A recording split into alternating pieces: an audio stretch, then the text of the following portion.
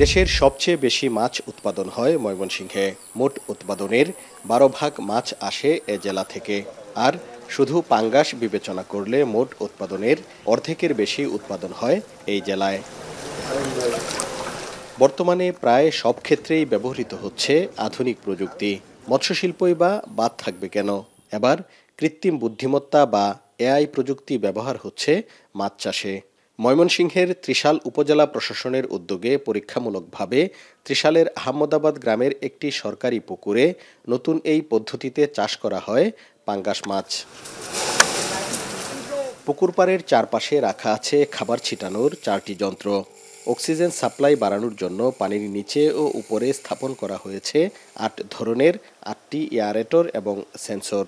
এর সবই পরিচালনা করে কৃত্রিম বুদ্ধিমত্তা বা এআই প্রযুক্তি।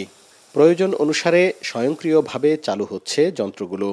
এই পদ্ধতিতে কৃত্রিম বুদ্ধিমত্তা ভিত্তিক অ্যাকুয়াকালচার 4.0 প্রযুক্তির অটোমেশন ডিভাইস এবং ভার্টিক্যাল এক্সপানশন প্রযুক্তির সমন্বিত ব্যবহারে পুকুরের সামগ্রিক জলমান ওয়েব ও মোবাইল অ্যাপ্লিকেশনের মাধ্যমে পর্যবেক্ষণ করা হয়। এটা ব্যবহারের ফলে যেটা হয় যে আমাদের ম্যানুয়াল যে লেবার কায়িক যে শ্রমিক সেটার পরিমাণ কমে যায়।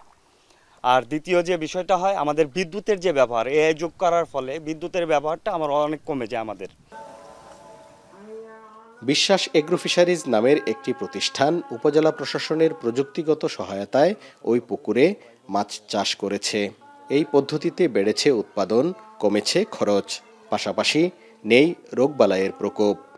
যেখানে আমরা নর্মালি 150 কেজি থেকে 250 কেজি আমরা উৎপাদন পেয়ে থাকি, আর এখানে আমাদের কালচার ডিউরেশন ছিল 7 মাস। এই 7 মাসের মধ্যে যে পরিমাণ আমরা উৎপাদন পেয়ে গেছি, আমার মনে হয় বাংলাদেশে এই প্রথম আমরা এত বেশি উৎপাদন করতে পেরেছি। যে নর্মাল যে প্রক্রিয়াতে যারা করে থাকেন তারা ম্যাক্সিমাম ক্ষেত্রে রোগ ব্যাধিটা ফেস করেন, তো সেই ক্ষেত্রে তাদের একটা কস্টিংয়ের একটা বিষয় চলে আসে। আর এই পদ্ধতিতে রোগ ব্যাধির আমরা এখানে এখনো কোনো কিছু পাইনি। অল্প জমিতে অধিক মাছ চাষ করে উৎপাদন বাড়ানোর লক্ষ্যে আধুনিক পদ্ধতির ব্যবহার, বলছেন ত্রিশাল উপজেলা নির্বাহী কর্মকর্তা। উপজেলার প্রতিটি ইউনিয়ন ও পৌরসভায় এই পদ্ধতিতে মাছ চাষ ছড়িয়ে দিতে কাজ চলছে বলে জানান তিনি।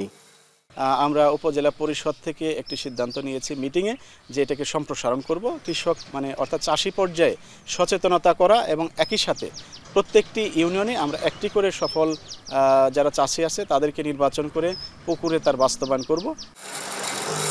1 একর জমির একটি পুকুরে এই প্রযুক্তি ব্যবহারে সেন্সর ও অন্যান্য প্রযুক্তিগত সামগ্রী ক্রয় ও ইনস্টলমেন্টে খরচ হবে সর্বোচ্চ 5 লাখ টাকা। হারুনুর রশিদ, এখন, ময়মনসিংহ।